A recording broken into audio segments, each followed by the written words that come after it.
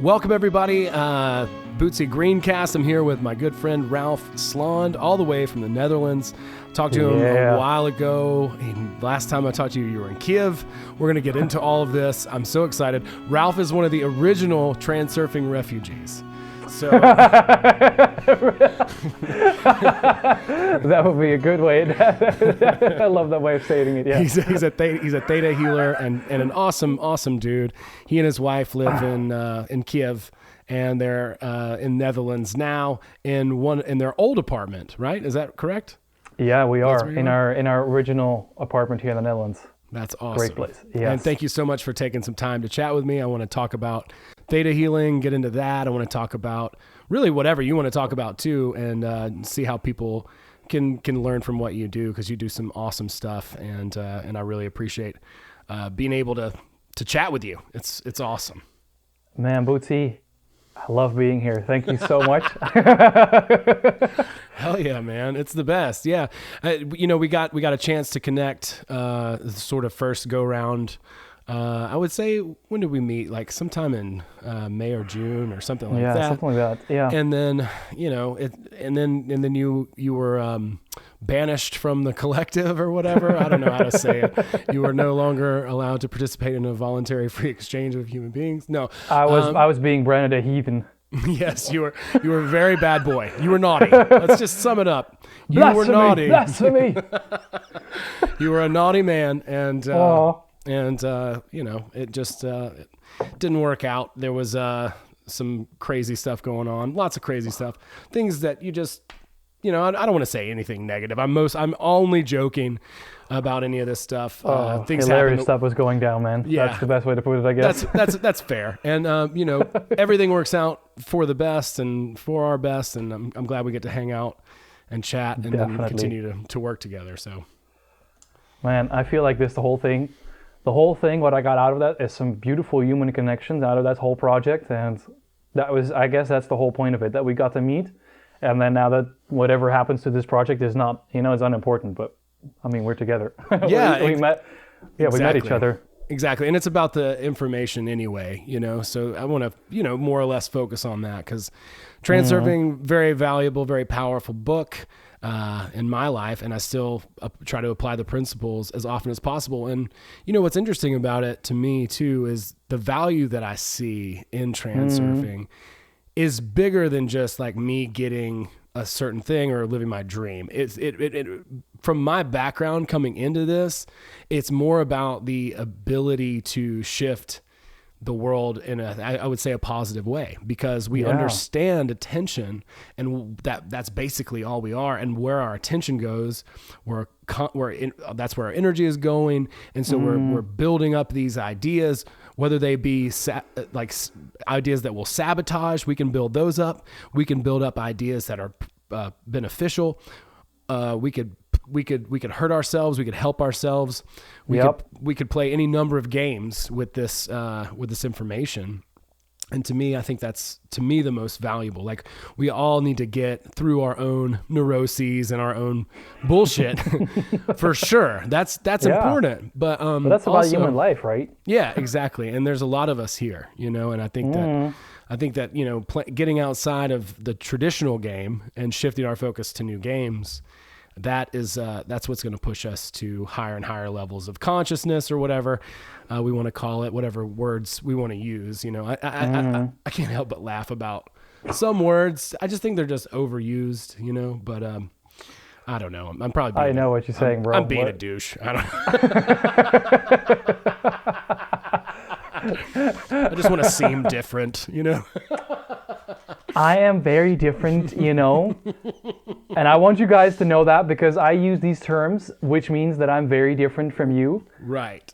Which means that I have a lot to teach you, because I know these words. I want you to know that. Let's start with what's important, okay? What I know. Oh my God. Yes. Oh my God. Well, let's talk. Oh, I'm sorry. Go ahead. No. The thing that the thing that I always say to my clients and my students is I say, we as souls, human beings, we're not, first of all, we all know this quote of Alan Watts, or if you haven't heard it, it's a really great one. And it's the one that you probably know which one I'm going to say. We are not human beings having a spiritual experience. We are spiritual beings, aka souls, having a human experience. And as souls, we're just coming here to do 3 things. Number 1, have fun. Number 2, achieve the things that we said that we were going to achieve before we came here. And number 3, learn lessons / achieve virtues. That's the only thing that we really come to do here. And that's always the basis of love. Everything comes here. We come here to spread love and kindness. And we do that by having fun, by learning lessons, and by achieving our soul's purpose. I mean, that's what it comes from. That's great. I love it. And I love the emphasis of having fun, because it really is so important. Just like throwing it away and actually enjoying whatever it is that you're doing is going to create such a better energy, aesthetic, vibe, mood. All of these things are going to be elevated just because you're having a good time. And that's really important, like I said in the pre-interview, not to be redundant, but it's like somebody was talking about, we got to do the work. And it's like, the real work, man, is loving your enemies. Yeah, it is. Honestly. If you can do that, I mean, I think you're going to be just fine, but the thing is that's what, but the thing is, this comes with a little bit of an asterisk, right? Where a lot of people say you have to love your enemy, and they go and they force themselves to love someone, something, and it becomes like a forceful action. As in someone, in whatever form hits you, like mentally, physically, whatever, and then they say, turn the other cheek.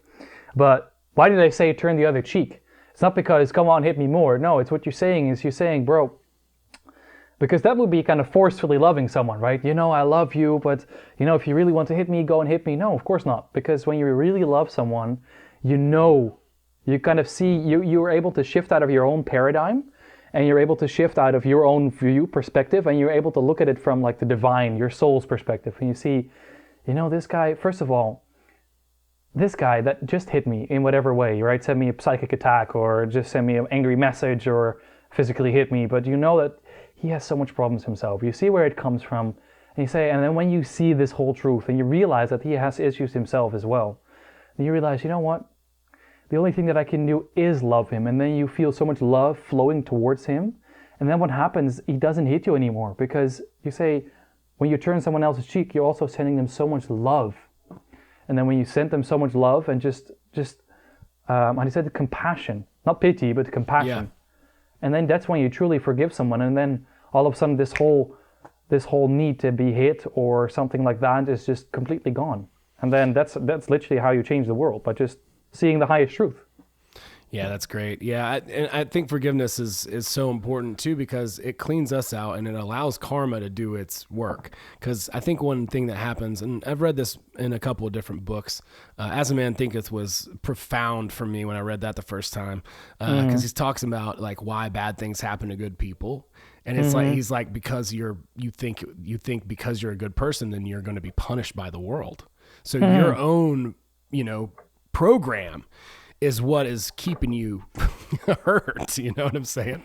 Now, if you let go of the resentment and you allow yourself to thrive because you're a good human being, well, then you'll have that reality. That'll be yours.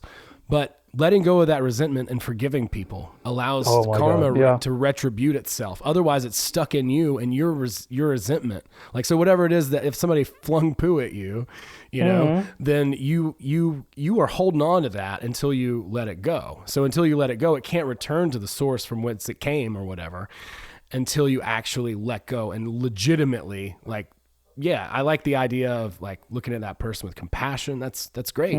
That's perfect. This is like, look, man, I mean, obviously you're just hurt and you did this thing or that thing to sort of get back at me. And you know what? Yep. I'm not any much better than you because I've done that same thing. So I totally get it.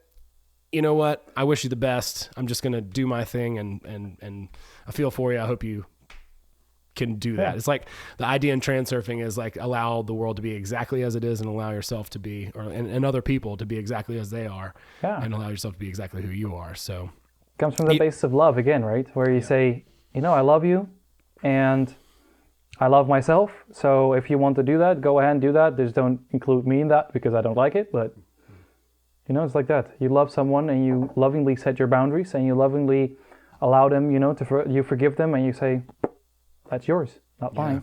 Yeah. I allow you to be you. Yeah.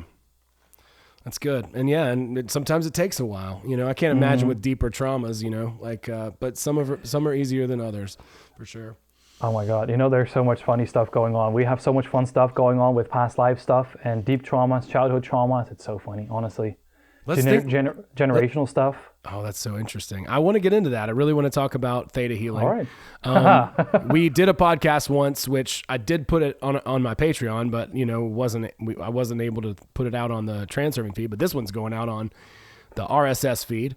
So we did talk a little bit about it, but I want to talk more. I've actually done some hypnosis sessions with a friend of mine, and this was a few years ago, and I got so much out of it. I actually thought about it the other day. I was like, oh my God, you know what? Like, I actually want to do that again. Not because when I first did it, I was kind of in a bad spot and I needed help. I just needed to get over the hump a little bit. And it definitely did. She did 4 or 5 sessions with me. I can't remember. And then on the 5th one, she was like, you're done. She's like, come back if you ever want to work on anything else. And I was like, I didn't even think about it until the other day. And I was like, I want to work on some other stuff. Like, I'm okay, but that doesn't mean I can't do better, right? I mean, that's the mindset. Yes, exactly. But yeah, I'd love to talk about Theta healing and your journey with that and what it can do. Oh my, where to start? Honestly, Theta healing it's so powerful, so powerful. My life has, and a lot of people say, oh, my life has changed. And but they're just repeating the same bullshit with just different words. And instead of calling it, I don't know, whatever, but you know what I'm trying to say, right? When they say, my life has changed forever, and then instead of like some random stranger coming up to them saying that they're an asshole, they have their family talking to them like they're an asshole or something like that. Some really, this example doesn't give it any much justice, but so much for a good example, right? That's all right. We'll burn that one. We'll go to the next one. It's all good. Oh my God.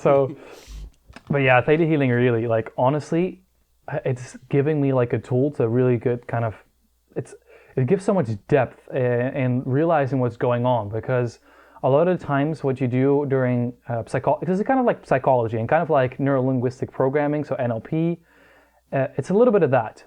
Okay. Theta healing, but it takes it a level further. So with psychology, you go to the childhood traumas as well, and you kind of clear those up. And with NLP, you also start doing that. You start reprogramming the mind. But with Theta healing, you look at it from you take the spirituality aspect in it as well, and you start looking not only at the childhood stuff and maybe even the environmental stuff, but you start looking at the stuff from your genetic line. You start looking stuff from your historical line, which is collective consciousness and like deep ancestor stuff, past lives. You start looking at it from the childhood, and you start looking at it from a soul level. And then above everything, you start looking at what's the lesson that your soul is trying to learn. And when you do that, when you figure that out, then it's so powerful. Like, people I've heard stories. There's actually some people came to me with some diseases and some weird physical stuff. And after a couple of sessions of Theta healing, and you go and you dig in some really weird, it's seemingly weird and unrelated stuff, and then it just go, and you see that all of a sudden when you get to that lowest point of kind of the tree, because usually when we have a problem, we start at the top, right? The problem is basically the symptom. And then what you do during Theta healing, you go deep and you go deep and you go deeper, and you end up in some form of root that you feel like, how did it even relate to that? And when you go look up the tree, you see how all the beliefs and all the programs stack up on each other. And when you release that first initial trauma and initial program, then all of a sudden there's a whole new person sitting in front of you. And then they're a new person. And then all of a sudden that new person doesn't have this disease anymore. So their body starts reacting like that, and they're this new person, and this disease is just discreated in their lives. And it's beautiful. Yeah, that's amazing. So it sounds a lot like, I used to be kind of obsessed with like Robert Anton Wilson and Timothy Leary and some of their work, they talk a lot about developmental psychology and healing traumas or imprints, really more accurately for their vernacular. Like people who had maybe some sexual hang-ups or, who knows, like we all have these imprinting stages during our development where we take on different traumas. A lot of them we probably don't even remember. So, I want to get into the past life stuff too in just a second, but we gotta, I don't want to go too fast, but like, but like basically what they call the meta programmer, and that's, I guess, what part of what you're facilitating with this whole idea, but to go back in there and heal those sort of things. It sounds similar, but what they would use LSD to do that. And so what is it with theta healing? What's the methodology or the practice, I guess? Is it like vibrations? Is it like hypnosis? All right, I'll talk you through it. So what we do during theta healing, basically the secret is already in the method, in kind of in the name itself.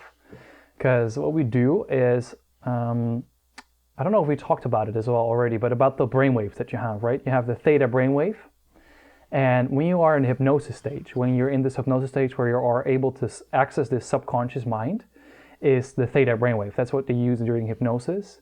When you have light, well, I can give I don't know, shall I give a little bit of a brief overview of the brainwaves, or? Sure, yeah, I think that'd be really helpful if you don't mind. Okay, so you have really shortly, your brain functions in 5 different brainwaves. They have kind of given them, your brain has these vibrations, these frequencies that it vibrates, and they classify them as 5 different, distinctly different vibrations or classifications, which is, you have the alpha brainwave, you have the theta brainwave, you have the beta brainwave, you have the gamma brainwave, and you have the delta brainwave. Beta is basically when you're just having a normal conversation, when you're doing something in the normal world where you're interpreting the outside world, where you're in a logical way of thinking. When you're in an alpha brainwave, you're mostly, for example, when you close your eyes and you start reflecting on your own thoughts, or you start imagining yourself on a beach or something like that, you're already in an alpha brainwave. Because your brain starts to slow down. It's basically your brainwaves start to slow down and you start to become more relaxed and more inside. You're turning your attention inwards. When you have delta is the brainwave that when you go into deep sleep, when you're kind of REM, when you're really deep sleep, where everything is asleep, most of it, where it's just, I think it's parasympathetic, where you would say that?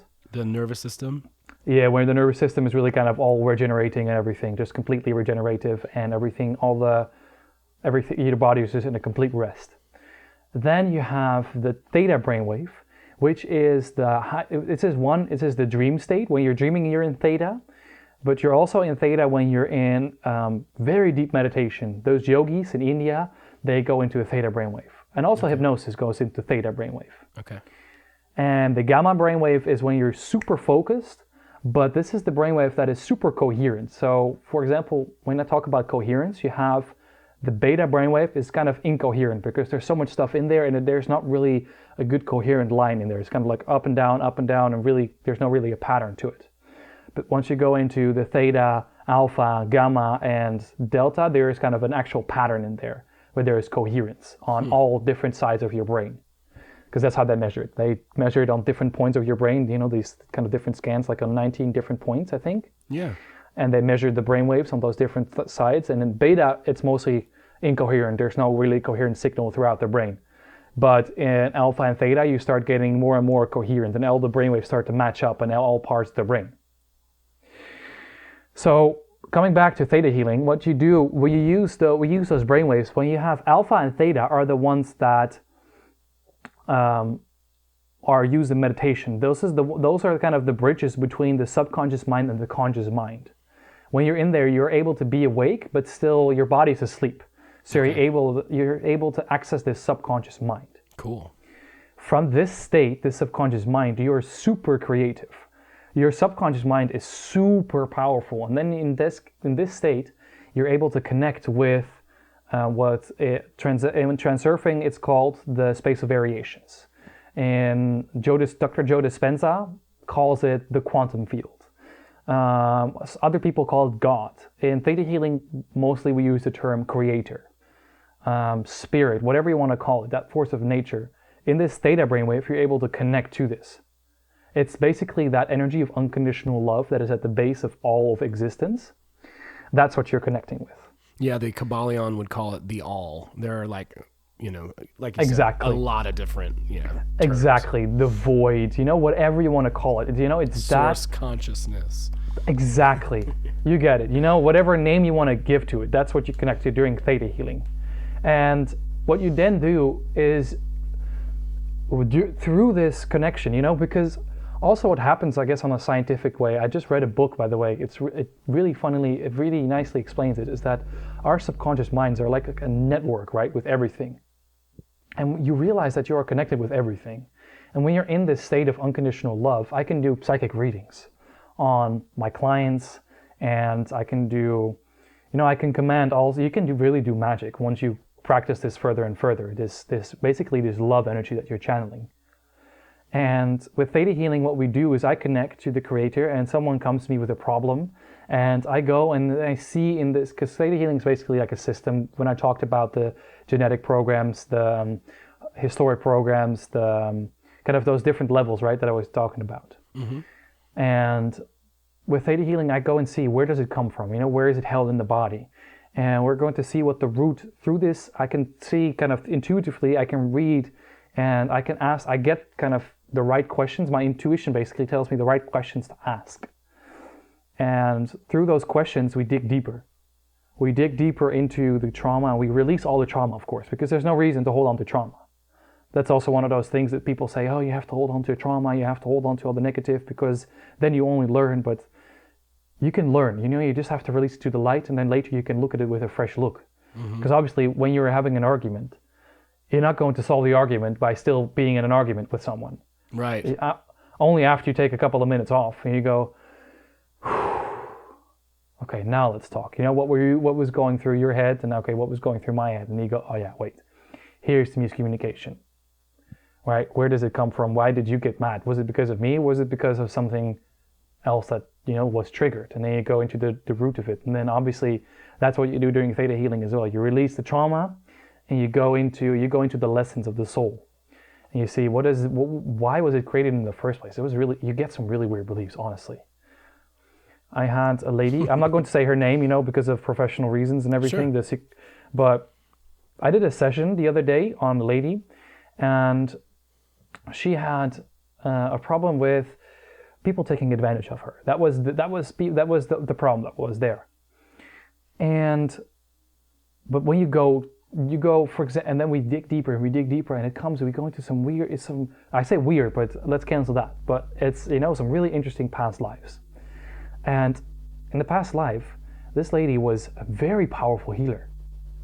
And in her genetic beliefs as well. She was a very powerful healing, making potions and really being helpful. But it was during a time where, you can probably already feel it, where there was witch hunts going on. And every time, and a lot of healers have this, by the way. This is very common for healers. They have this program of, I'll be killed for being a healer. Where in the generational stuff, that was because when people find out that you're a healer, that you do some sort of magic, or whatever was called magic at that time, you would be killed for that. Right. And then the following program was, I need to make myself unimportant, because only when I'm unimportant will the people who really need me come to me, and only then I'm able to help others, when I'm unimportant. And then that program, in that life, you can see that it was very useful. But you can see now that throughout the generations, throughout all those lives, this program kept recreating itself, and it kept getting it. And then all the way up into this life, where this lady was feeling like, for no reason, she felt like people were taking advantage of her, and she couldn't do anything about it. So then we release all of that to the light, and we show her, because in this case, the soul was learning a lesson of, first of all, forgiving herself for that, and knowing that it's safe. That was what the soul was learning. High's lesson here was safety. The soul was learning safety, how to be safe while being a healer. And then you learn that, and you release this program, and all of a sudden you see a whole different person sitting in front of you. And that's how a whole program is released. And you can see now that if someone feels like they're taking advantage of, but it comes from they don't feel important, and the way that they feel important is by being taken advantage of. And why do they not feel important? It's because they feel like they will be killed for being a healer. Right. And I mean, I can see even now how, that there's dangers in talking about some of this stuff, or even asking certain questions, it's like, well, I don't want to be, like, I don't know, like harassed or made fun of or ridiculed, or even, or even worse, like, I mean, I guess you're not going to get necessarily, killed, but who knows what could happen? People mess with people for a lot of reasons, but I'm sure having that trauma behind you, even if you are aware of the circumstances and the consequences of your actions now, still that trauma is not helping you, dragging that around, right? Like, no. And we keep those traumas, you keep those traumas because as a child you needed them. You never really dealt with them, and you took a lesson from it. For example, as a child, that your dad or some, the classic example, the dad was never happy with any of your achievements, right? I mean, probably a lot of people can relate to this. And they've taken the belief I'm never good enough, and I always need to do more in order to please my dad. And I need to please, and only when I achieve something, I get love. And now there's this program of I'm not good enough, and it fuels them. Because in their childhood, it fueled them in a way. I'm not good enough, so I need to prove that I'm good enough in order to get this love. Or the other way around, right? They say I'm not good enough, and they start going themselves down. I'm not good enough. I don't achieve anything anyways. Because, well, why would I even try, right? And in a way, they have certain lessons to learn there. For example, in the way that I'm overachieving in order to get love. What am I really learning here? What is it really getting me? Love. We're looking for love. And then when you release that trauma and you teach someone what it feels like from the creator's point of view, that's also what we do during Theta Healing. We give downloads, lots of downloads, because you're connected with this field, right, of information that is always there. So you just download those feelings into someone from the higher perspective, from the perspective of love. And then once they get this perspective of I know how to be loved without having to feel like I'm not enough, then all of a sudden they realize I can be enough and I can be loved at the same time.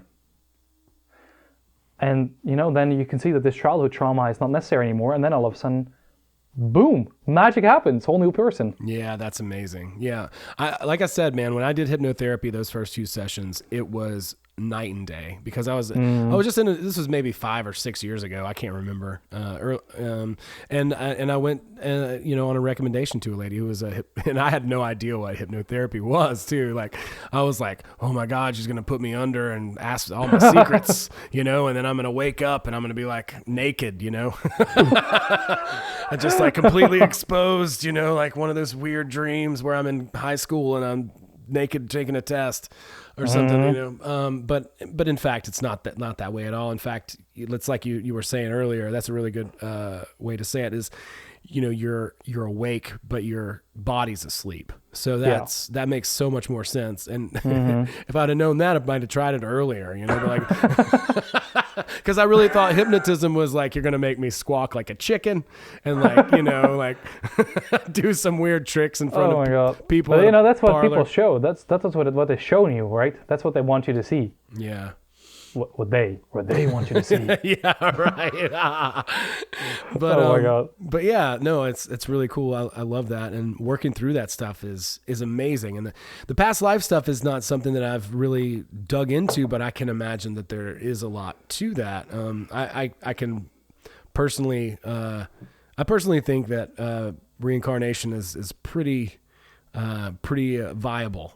I'll say that, a pretty likely thing. And I can only imagine that if, we have these traumas from childhood that we can't even remember, but they still exist, then that's totally possible from other incarnations that we've had, especially somebody who, might have been burned at the stake for their beliefs or something like exactly. that. But these kind of things is also, when it's about burning on the stake, this has a lot to do with the healers, right? That people that come here to be a healer, they also have a lot of the times they feel also like they have past lives. But a lot of people that also come to me, they feel like they don't really believe in past lives, or they say, I don't know. But in a lot of those cases, it's already enough to go to the childhood trauma and then see how it was helping them, right? Go to through the same process anything their childhood trauma. Why was this necessary? What were you getting out of this? How was it necessary for you? What was necessary for the parents, and all that kind of stuff. And you look at it from the higher's perspective without looking this whole thing through your trauma, but looking at from a point of love. And then you see it, and and then after that, you don't have to recreate it anymore. Yeah, that's amazing. You can change your relationship to it, release it. Let's, I guess we can talk a little bit about, if you don't mind, about the releasing process. Of course. I've seen a couple of different methods in this particular category, and I've worked with somebody hand in hand before on a couple of releases, and I got a lot out of it. I would say is the opposite. I got a lot out of me. It was really helpful. And the guy at the end was like, "Yeah, it's my job to make grown men cry." It's like, okay. Well, you nailed it, pal. Perfect dismount. But yeah, just talking a little bit about that, just a broad overview, and I could even talk about, some methods that I've tried, because there seems to be a few that I've noticed, but releasing this stuff, discovering it, I guess is a bit of a process in itself. And then at that point, maybe we should start there, I guess, like discovering it might be a better place to start. Okay. So the question here that you're trying to ask is how to release it, right? Basically, or how do I do that? Yeah, what are some ideas, some ways that we could try to release some of this stuff? Okay, so what we do, I'll tell you how to do it through Theta Healing first. So through Theta Healing, what you do is, it's honestly really simple.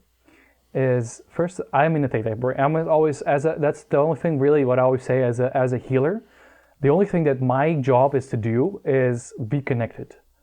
And at least during the session, right? Only during this hour that we have together, it is my job to be connected always to the Creator, to this love, whatever you want to call it, to the universe, and to be in this Theta brainwave, so that I can facilitate this loving environment, safe environment. That already is huge.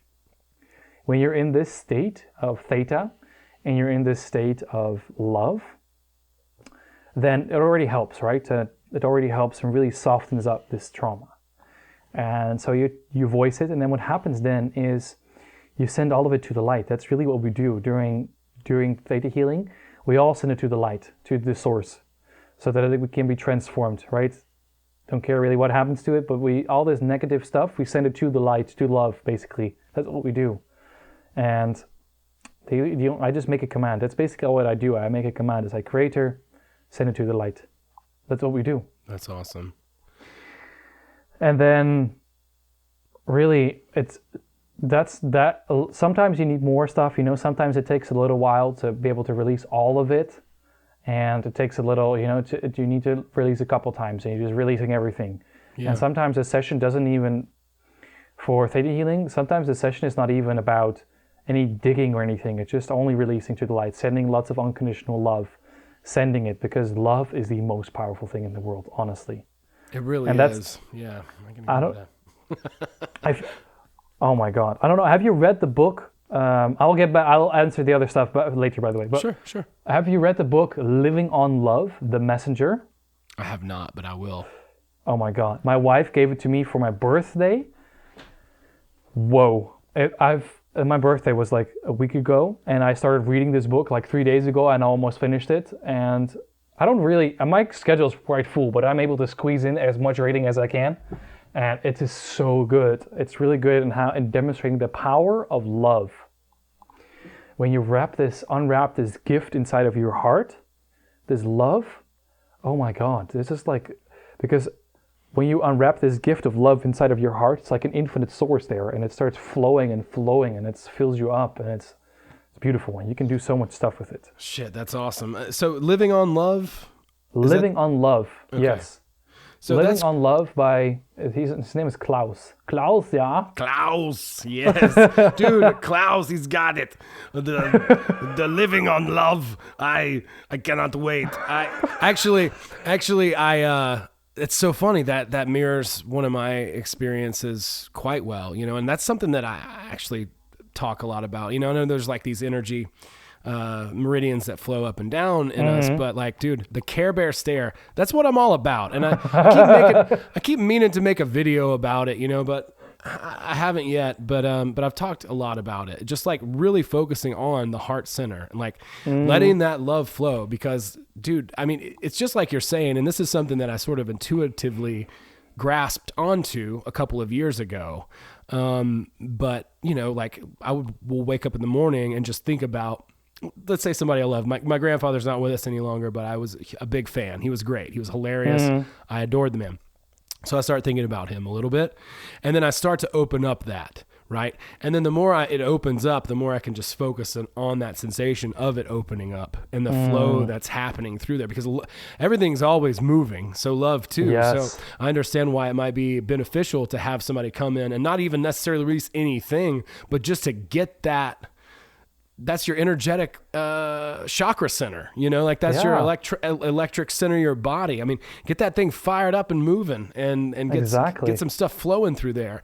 So like that's amazing. And I love that so much, because like I've noticed that just if I start my day like that, or even, you know, at some point in the day, take a few minutes, just get to that place. And coming from that place, like you really can't screw up that much. It's like, even if you do, you know, like it's still, it just doesn't seem like coming from that place, you know, even if you did make a misstep or something, you're still in a position to recover from it, because you're coming literally from a place of love, compassion, understanding, you know, your heart is there first. And I think that's beautiful and so simple that I think we overlook it.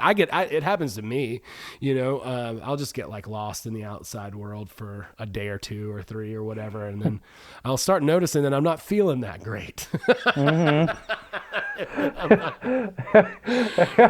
To turn the ship around. And then, taking that time to really focus just on the simplicity of love, play, laughter, all of that stuff. I mean, everything else pales in comparison, because that perspective of the source or God or the metaphysical or whatever, it is love, you know. Even if you look at like a tarot deck, it's like you see the male looking at the female, symbolizing the subconscious, which is looking up at the sun. You know, and it's like that's our conscious mind tuning into our subconscious heart, you know, the feminine. That is the thing that's connected to, you know, the quantum field, the space variations, whatever. And that's the thing that's really, really tuned in to the information. Yeah. I couldn't have said it better myself. Well, I don't know. I think you did. I was just saying, I think you said it. And that's the cool part. And I just love hearing that, because it's confirmation. It's like, this was a thing that I sort of intuitively you know, explored and figured out and stumbled upon. And, you know, here it is. Somebody's written a book about it. I think that's just awesome. I cannot wait to read it. I'm going to probably be like slightly mad. Oh my God. You'll love it, honestly. Totally. Cause I'll be like, oh my God, this is, Cause Emerson talks a lot about in self-reliance, you know, listening to your intuition, listening to your own inner genius, he says. And one of the quotes in there is really always been profound to me, is like, if you don't listen to your own genius, I think is what he calls it in that book, then you have to endure the shame of hearing someone else tell it to you, the very thing that you knew in your heart the whole time. And you're like, oh, yeah. You got Why the fuck did no one tell me this before? Why didn't I say it when I knew it? Now I have to hear you say it, even though I knew it first, you know, or whatever. Oh boy. Brutal. And you go, I knew that. Right. I should have wrote that book. Oh.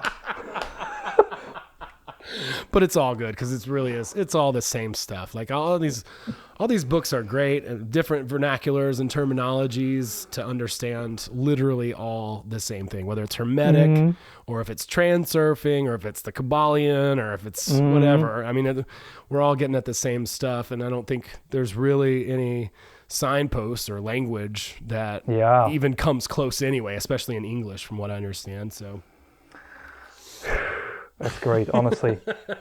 Bro, I have to say, I got a little distracted when you said the word vernacular, and now I don't know if have you seen the movie Moulin Rouge? I haven't seen Moulin it. Rouge? I know the music video, but Oh my God. And he goes, spectacular, spectacular.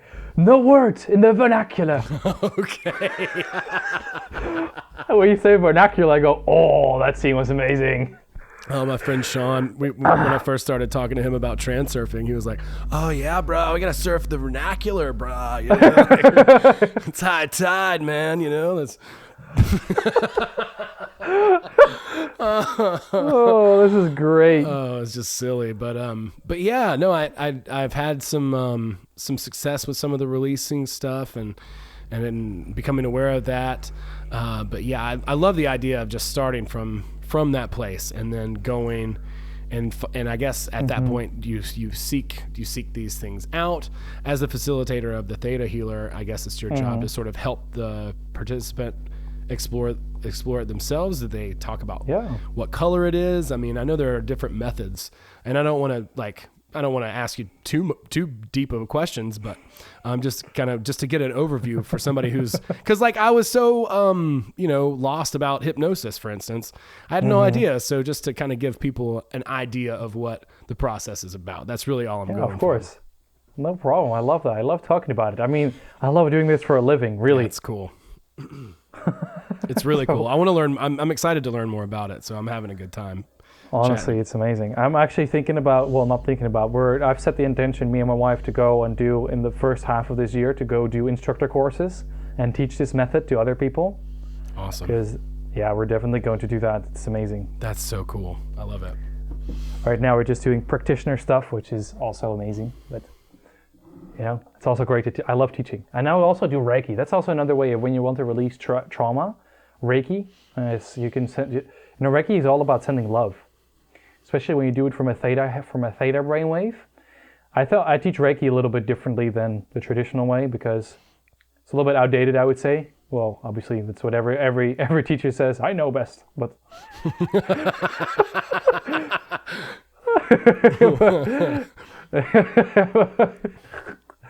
oh yeah, but I just give my own twist, obviously, to it, and I love Reiki.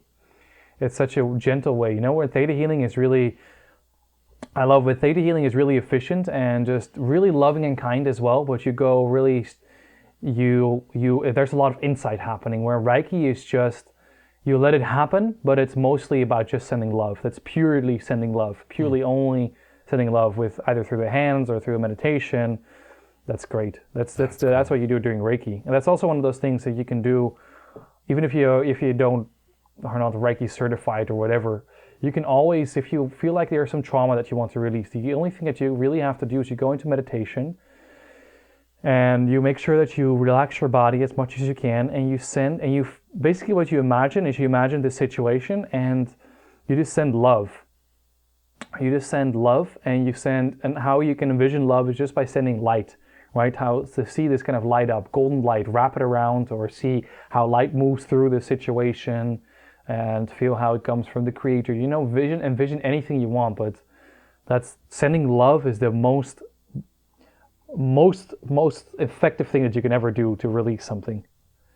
Oh, that's awesome. Well, that makes a lot of sense. I mean, in times I've had some situations realizing just how, I don't know, like the experience of love, which, again, like I think we're short on terms to even talk about this, but unconditional love, but just the indifference of it, even almost. It's like you're not being judged. There's like all these standards that we think we have to live up to. That's all based on, maybe this life, the different issues that we've had. Like you were talking about the daddy issue sort of thing that's pretty common. It's like you have to continue to measure up. You're not going to be loved, or you're not enough unless you do X, Y, or Z. That type of thing. But in reality, love doesn't care if you don't do shit at all. Like it's like eat chocolate, strawberries, lay in the tub, watch Netflix all day. You're still loved, even if you did all of that stuff. It doesn't take anything away. That's still there. That's still your birthright, I would say. And that's something that everyone, but once you get a taste of that, that love itself, then it motivates you, I think. And that's definitely a very positive way to get motivated. Can we talk a little bit about soul lessons? This is interesting because Okay, yeah, of course. yeah, because I think that that's really cool. Like what is your soul here to learn? You know, like that's a broad perspective too. Everything. I'd say to learn everything. How to tie your shoes, you know, How to handle with this stupid 3D reality. Yeah. What the fuck am I supposed to do with these hands? Yeah. Yes. Imagine, I mean, honestly, let's give it up for our souls. They go through, and obviously they go through this through free will. Otherwise, we wouldn't be here. But our souls, and I talk about it like it's all there. Like we go through this. Our souls go through this whole process of being beautiful and just, our souls are expansive. Right? They are eternal. They are beings of light. You know, they're beautiful and multidimensional, whatever. And then they go through all of this birth, through this whole process of being birthed into a human body. Why do you think a baby takes so long to be kind of, why do you think a baby takes so long to kind of develop? Because it has to learn this whole new reality. Mm-hmm. Like a baby alone already has like problems with, not really problems, it says a baby alone does, it's like, what was it, like 3 weeks or something like that before it really is able to see stuff. Before that, it doesn't really see anything. It's just not able to distinguish anything except for human faces. That's the only thing that they're able to do. For the rest, they only see energy because they have to learn all of this, and then they have to learn how to operate this body that they're given.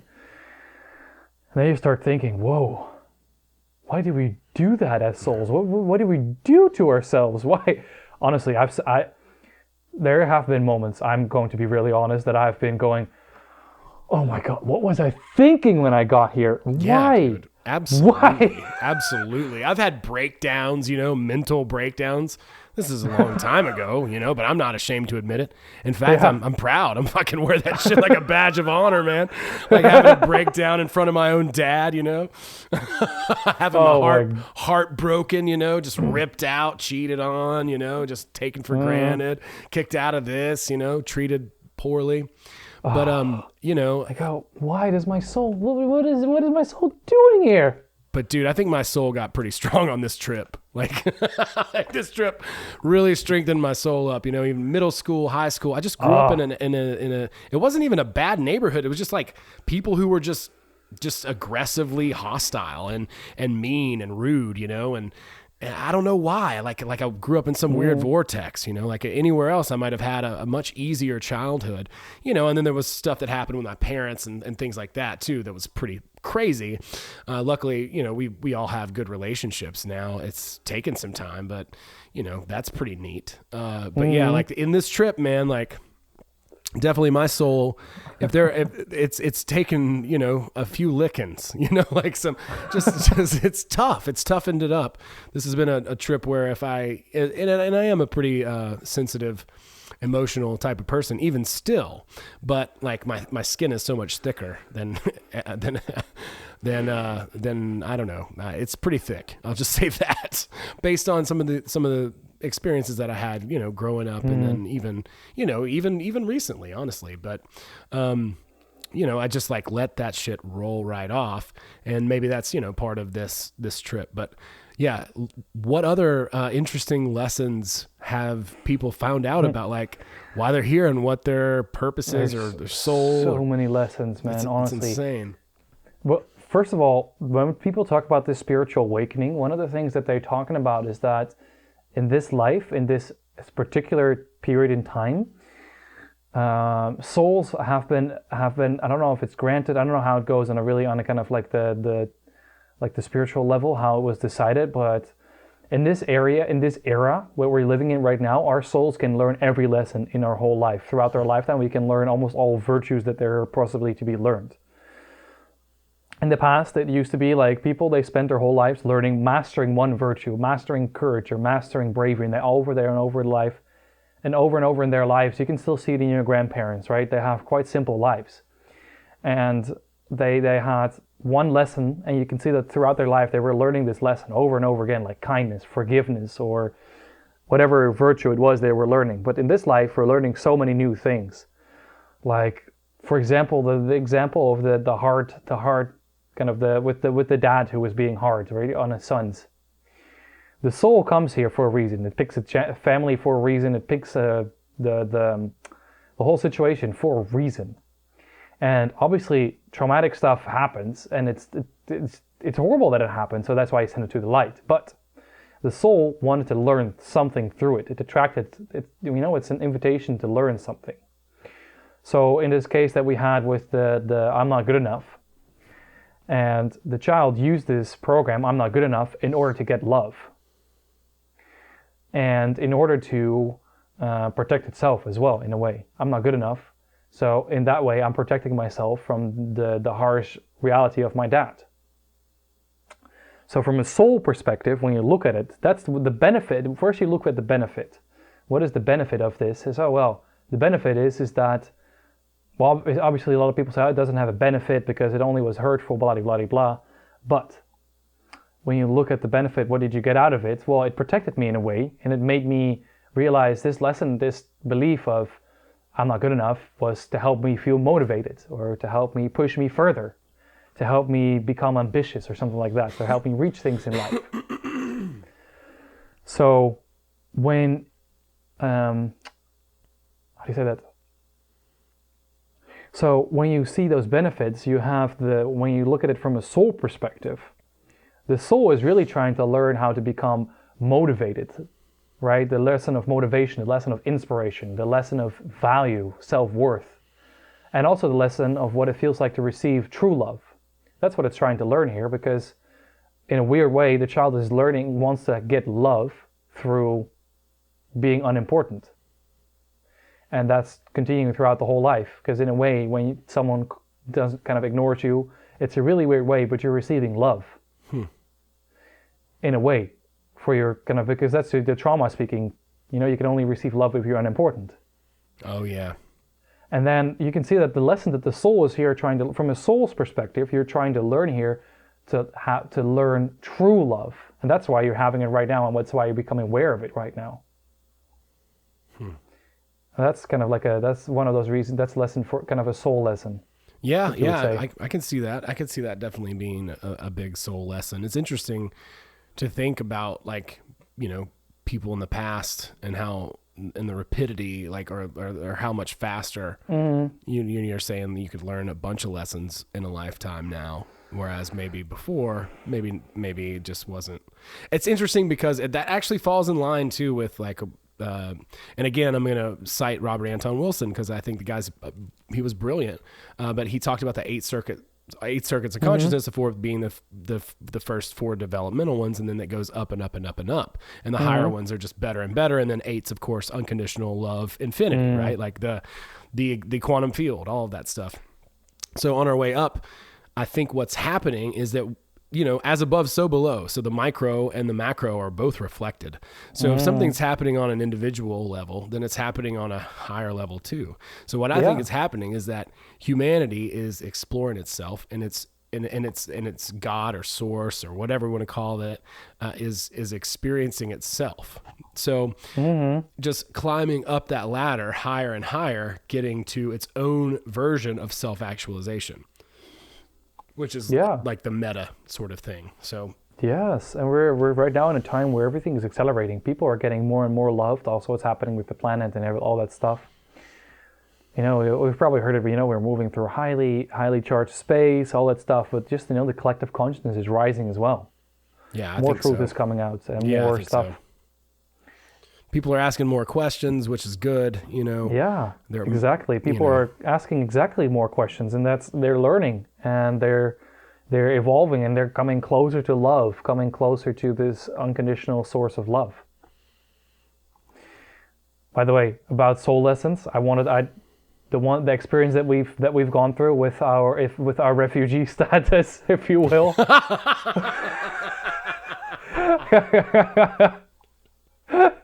Oh my God! I still love how you call it a refugee status.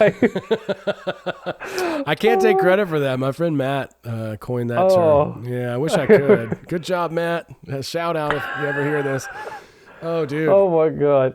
Yeah, for me, big lesson was to have clarity right? There was a bunch of lessons that were there for me. First of all, it was a karmic stuff that was just clearing up. Something really karmic was clearing up, just some really weird stuff that happened in the past, kind of past life stuff that was now being cleared up.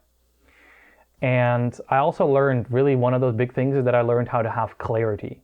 How I look at this whole situation and I see just the whole picture and I see, okay, I know what's going on with said person, and I know what's going on with the whole group, and I know there's so much stuff going on. First of all, I met a lot of soulmates, a lot of connections, like-minded people I met, for example, you. Yep. And I also learned how to have, big one is discernment as well, learning how to trust my feeling, because from the very beginning, I already felt, I was very enthusiastic because of the Transcending stuff. I guess that really was kind of like the pendulum, hooking on to that enthusiasm and kind of using it. Yep. And but I already had from the very beginning, I had a feeling like in my gut that says, and it was really big lesson of kind of trusting that feeling, and of trusting myself in that. Man, that's so good. I can say exactly the same thing, and it's just like, no, I'm not trying to throw shade or on myself or anybody else, but in hindsight, it's always 2020 or whatever. But I felt the same way. I just didn't feel like, I felt like I needed to do it. Or part of me did. And then there was definitely the intuition, there was a deep knowing of as well. So I also didn't acknowledge that, and I wouldn't say didn't acknowledge it. I acknowledged it a little bit, but I was like, well, I'm just gonna do it anyway. It's kind of like when you get into a relationship that you probably shouldn't, and you do it anyway. I don't know. I've done that a few times myself. Yep. And it's just know what a lot of times that is really like. By the way, this is specific to your case. I feel like it has a lot to do with karmic stuff. This karmic stuff clearing up, because right now I don't know.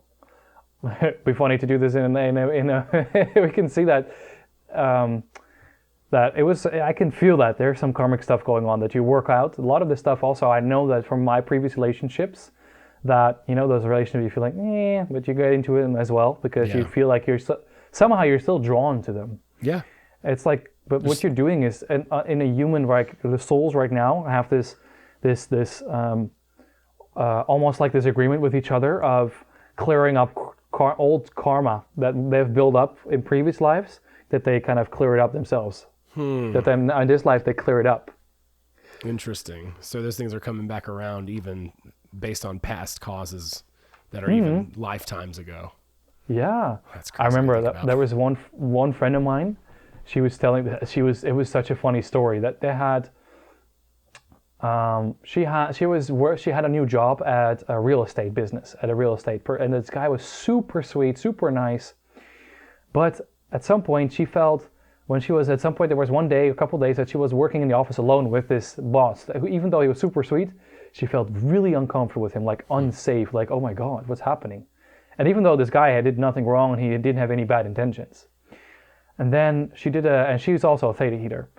And she did a reading on this, and she was telling how it says, oh yeah, I was looking at it, and I realized that in the past life, he was like, I don't know, there was some weird stuff, like some really weird trauma between them. He either killed her, or I don't know, some traumatic stuff, either rape or killing or something, abuse, in the past life, right? Wow. And it had to do with. And because they had a fight over a house, because they were brother and sister. Oh no, that was not abuse. They were kind of had a really big fight where they had really kind of like up to blows, and so they were brother and sister, and it was over a house. Wow. Over who got the house or something like that. And now they come together in this life and they have an amazing relationship, kind of an amazing kind of friendly relationship in a housing business. Wow, that is so strange. That's and she hilarious. goes, and she was telling this, and she says, I looked at it and I said, wow, karma is working out in an amazing way. It's beyond lifetimes, I guess, huh? Yeah. That's cool. It's honestly, when you start going into this, it's really crazy, honestly. Yeah, I can see that. I can see how easy it would be too to just like drop down there and kind of get lost. You know? Yeah, honestly, that's why you get so. That's why a lot of people also have a lot of negative stuff with healers, because they start talking about past lives and you go, oh, bro, you killed her or she killed him, and you start looking at a person right in front of you, and you have it's your best friend, but there's something, and then someone tells you about a past life. Oh yeah, that nasty feeling that you feel towards him because of past life, he killed you and he did something, you can get into the weirdest things, right? He raped your sister, or he killed you he killed you by drowning you or something. Your reaction right now says enough, right? Like, holy shit, we did so many bad stuff, but then you get lost in all of this, and that's the whole point. The people get lost in the past life stuff, and they look at this person now, which basically is their best friend, but they see this past life stuff, and the only thing that they can feel is the hatred of this past life. Oh my God. Because they go into it so much, but the biggest reason is that you're here together to have a friendly relationship in order to work out what happened then. Yeah. Balance it out. Yeah, and it's, you're just balancing it out in the best possible way. And a lot of the times when we're in such a relationship and it's not the best, but you're together and you help someone through a hard time, or she helps you through a hard time, or she commits some sort of crime or something like that, which in turn also triggers a healing process inside of you, that's also some sort of karmic lessons. It's really also when you get into it, and the thing is, it doesn't, when you start getting into these past lives and you start looking into them, you have to, at some point, one point or another, you have to admit that I've been a king, I've been a beggar, and everything in between. Mm-hmm. I've been a priest, and I've been a murderer, an assassin, everything from the worst scum to the highest saint. We've been everything in between, and all those past lives, we've done all of that. Because our soul is learning something, and from our world, right now that we're in, it's like, oh my God, it's crazy. What the fuck is happening here? Crazy drama, everything. But from a soul's perspective, we're all learning, and it just, no matter if it's negative or positive, we're learning anyways. Oh, wow. That's amazing. Yeah, I like that. I think that puts everybody on sort of an equal playing field too. It's like, like there's not all this stress about that, from a higher perspective than maybe we've all, experienced, like you said, been a beggar, been a king, and everything in between, and a good person and a bad person. As much as this is like not a reenactment, maybe it is a reenactment, but like a sort of a video game, or that whole idea, that this is basically like a simulation, more or less. And that's not untrue. I mean, there are real consequences to it. Of course. But it's basically like a dream state within a infinite dream state, right? Like, I mean, exactly. We're just like doing this one weird version of all the things that are possible within infinity. So here we are in these strange meat coats, we're just like rocking, they got some hair on them. We maybe came from monkeys, maybe some alien stuff in there. We don't know. I mean, we don't know. We're just doing the best we can here, and just of course. And we do our best, and we do our best however we can. And the most important thing is to remember, we come all from love. That's what it's all about. And when you look at those past lives, you want to look at it from a point of love. When you look at everything in life, look at it from a point of love, and nothing can go wrong. That's awesome. Yeah, I totally agree. I couldn't agree with that more. It's so simple, but it's so very true, and I've seen it play out, honestly, time and time again, over and over again, to the point where, now I'm learning my lessons. Follow your intuition, at the beginning of a thing, and listen to that. And then, from then on, just come from a place of love. And then it's like you said, you can't really screw up at that point. But exactly. And when you do that, and you start looking at things from more and more love, and you allow a little bit more love each and every day, then your life just starts changing like crazy. It's really fun. It's really amazing, honestly. That's awesome. Well, tell people how they can find you, and if you're available, are you still taking clients on and that yes, kind of thing? Definitely. For now, yes. We're actually, me and my wife are starting a really new project, which it's a relationship progress. We're taking on 10 clients, at least a group of 10 clients, which we're going to have an intensive coaching program actually for 3 months where we're guiding them through how to find their soulmate, how to build a great relationship, and how to grow in your relationship in the best and the highest way possible. Awesome. That's one of the programs.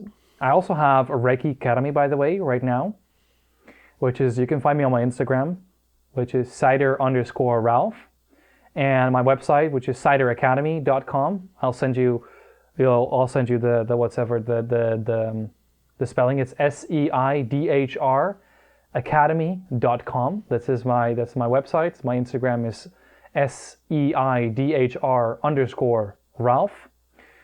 And that's where you can reach me there. You can send me a message. You can send me a snail mail, whatever. Yeah. I'll put all the links to all your stuff in the show notes as well. Yeah, you can. So I'm definitely taking on clients. Cool. And if you want to learn Reiki, I have this academy going on.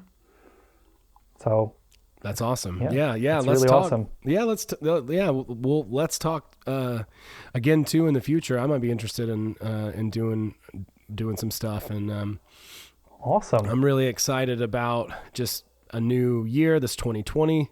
Oh, it's exciting, right? It's very exciting. It's a new decade. It's I just think that there's a lot of I'm very optimistic about it. I think there's a lot of great things that are on the horizon. So oh my God, I feel it, everything. I can too. feel it for myself, and I feel a lot of people around me are saying this. Like everyone is getting messages from their angels, from their synchronicity, and just having this feeling of it's going to be amazing. I don't know why, but it's going to be fucking amazing. Yeah, I'm really excited too. Well, that's great. So how do you pronounce Seidhr? I said Seidhr. Seidhr. Okay. Seidhr. So Seidhr, it's SEIDHR.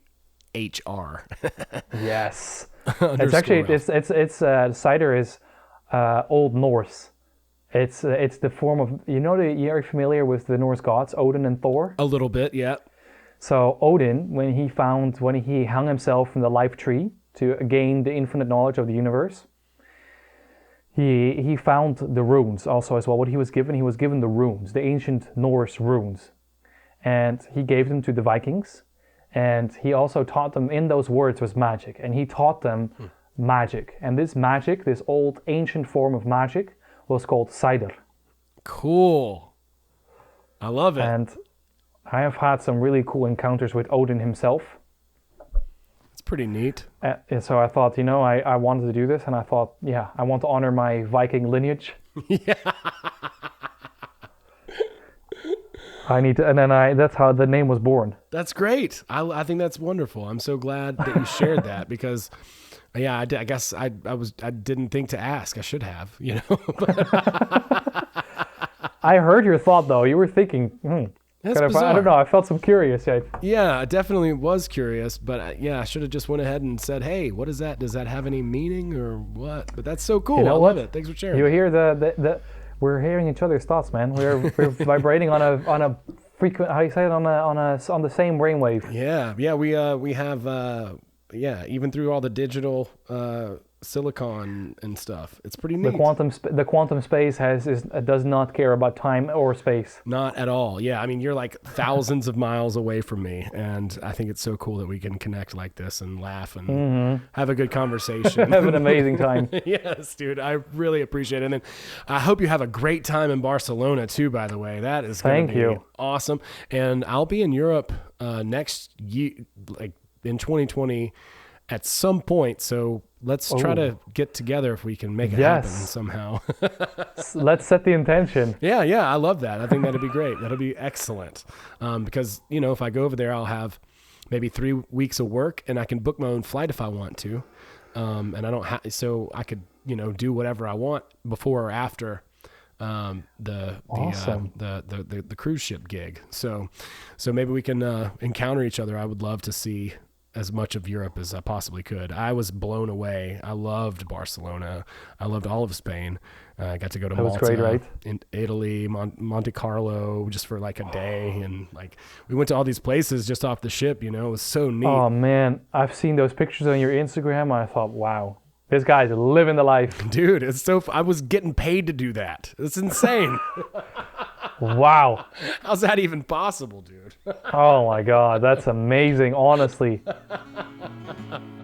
It really is, and I'm really fortunate, so I hope this doesn't come across as gloating, but that's actually where I am, if you're listening to this, right now. Somewhere in the middle of the Caribbean, working on a cruise ship, on a job I didn't even realize existed, and I couldn't be happier about it. I couldn't be more grateful, and it's because of the work of people asking questions, being curious, digging, looking for answers, looking for the truth, people like Ralph, people like yourself, that I've been able to take some of this information and apply some of it and get incredibly, amazing results. And I wish that for each and every one of you out there. Thanks so much for listening to this podcast. SeidhrAcademy.com. That's SEIDHR Academy.com, and then Seidhr_Academy on Instagram.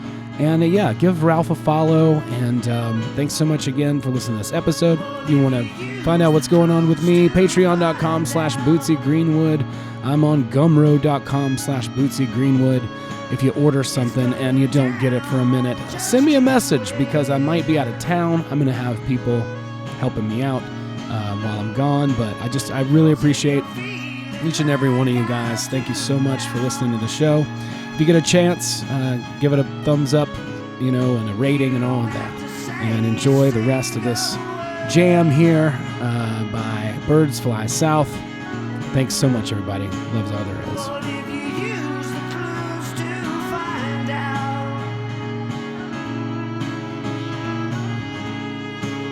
It's going down, just you wait. Just you wait.